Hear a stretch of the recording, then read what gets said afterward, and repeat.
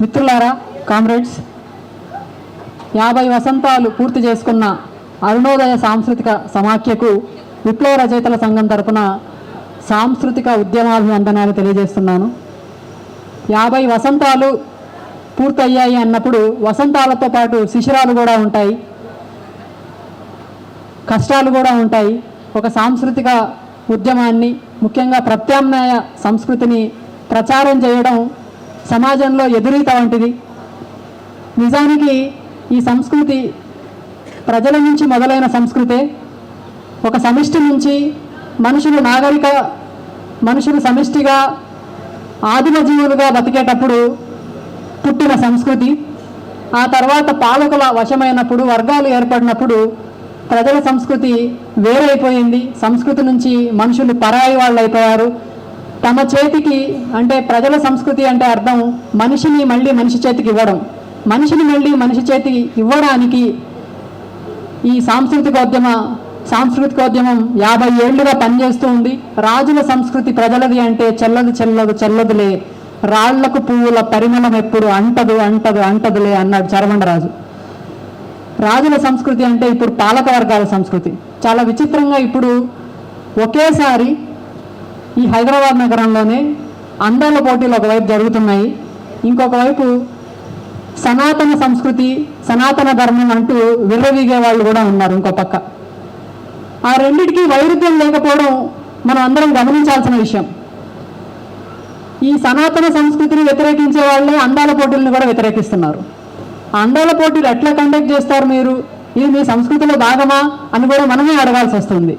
అంటే కార్పొరేట్ సంస్కృతి పాలకులదే, సనాతన సంస్కృతిగా వాళ్ళు చెప్పే మురిగిపోయిన కుళ్ళిపోయిన ఆచారాలు, వ్యవహారాలు ఇవన్నీ కూడా పాలక వర్గాలవే. ఈ రెండు ఎట్లా చేయి కలుపుకొని మనుగడ సాగిస్తున్నాయి. అంతిమంగా ఏ ధర్మం గురించి మాట్లాడినా అంతిమంగా వాళ్ళ లక్ష్యం కార్పొరేట్ రాజ్యాన్ని స్థాపించడం అనే లక్ష్యం దిశగా ఉంటుంది. ఇది ఎట్లా ఉంటుంది అని అంటే, మీ ఇంట్లో మీరు ఉంటే మిమ్మల్ని ఇంట్లో నుంచి తరిమేసి తాళం వేసుకొని ఇల్లు మాది అని అంటారు. అరుణోదయ సాంస్కృతిక సమాఖ్య వాళ్ళ కార్యాలయానికి అట్లా తాళం వేసేశారు. వాళ్ళ ఆఫీస్లోకి వీళ్ళు జొరబడి మీరు ఇక్కడ ఉండడానికి వీలు లేదు అని.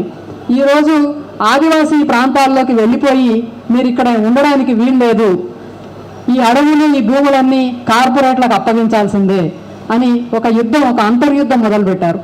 కాశ్మీర్లో ఆర్టికల్ 370 రద్దు చేసిన తర్వాత కాశ్మీర్లో ఉండే వనరుల్ని, అక్కడ భూముల్ని కార్పొరేట్ పరం చేయడానికి శతవిధాలుగా ప్రయత్నం చేశారు. దాని చివరి పరాకాష్ఠకు చేరిన స్థితే యుద్ధం వెనుక చాలా పరిణామాలు జరిగాయి. నిజానికి యుద్ధం వచ్చే ముందు మనం ఎన్ని విషయాలు మాట్లాడుకుంటున్నామో, ఎన్ని విషయాలు నలుగుతున్నాయో మన మధ్య. డీలిమిటేషన్ గురించి మాట్లాడుకుంటున్నాము, వక్ఫ్ చట్టం గురించి మాట్లాడుకుంటున్నాము, ముఖ్యంగా హిందీ ఆధిపత్యం గురించి మాట్లాడుకుంటున్నాము. మీ హిందీ భాష మా మీద రుద్దితే మేము ఒప్పుకోము అని. కానీ వీటన్నిటినీ తోసేసి వాడు దేశభక్తి అంటూ ముందుకొచ్చాడు. ఏంటి దేశభక్తి? అప్పుడు మనము నిజంగా ప్రజల వైపు నుంచి దేశభక్తి అంటే ఏంటో చెప్పాల్సి ఉంటుంది. వాడు సంస్కృతి అని అన్నప్పుడు మనం ప్రజల వైపు నుంచి సంస్కృతి అంటే ఏమిటో మనం ఎట్లా చెప్తామో, మీ దేశభక్తి మనుషుల్ని విడదీసేదైతే, మీ దేశభక్తి ముస్లింలకు వ్యతిరేకంగా ప్రజల్ని రెచ్చగొట్టేది అయితే, మా దేశభక్తి కార్పొరేట్లకు వ్యతిరేకంగా ప్రజల్ని ఐక్యం చేసేది. మీ దేశభక్తి ప్రజల్ని విచ్ఛిన్నం చేసేదైతే, మా దేశభక్తి ప్రజల్ని ఒక్కటి చేసేది, ఐక్యం చేసేది. అట్లా ప్రత్యామ్నాయ సంస్కృతి గురించి మాట్లాడే క్రమంలో ఎన్నో సవాళ్లు ఎదుర్కొంటూ అరుణోదయ సాంస్కృతిక సమాఖ్య ముందుకెళ్తున్నది. విప్లవ రచయితల సంఘం ప్రతి సందర్భంలోనూ ప్రజా సంస్కృతి నిర్మాణంలో కలిసి పనిచేస్తూ వస్తుంది. ఐక్యత గురించి చాలామంది మాట్లాడినారు. తప్పనిసరిగా ఈ ఐక్య ఉద్యమ కార్యాచరణలో విప్లవ రచయితల సంఘం ముందు ఉంటుంది. మనం అందరం కలిసి ఈ ఉద్యమాన్ని ముందుకు తీసుకెళ్తాం. సమయం తక్కువగా ఉంది కాబట్టి నేను ఇంతటితో ముగిస్తున్నాను. ప్రజా సంఘాల, ప్రజా సాంస్కృతిక కార్యకర్తల ఐక్యత వర్ధిల్లాలి అని చెప్తూ సెలవు తీసుకుంటున్నాను.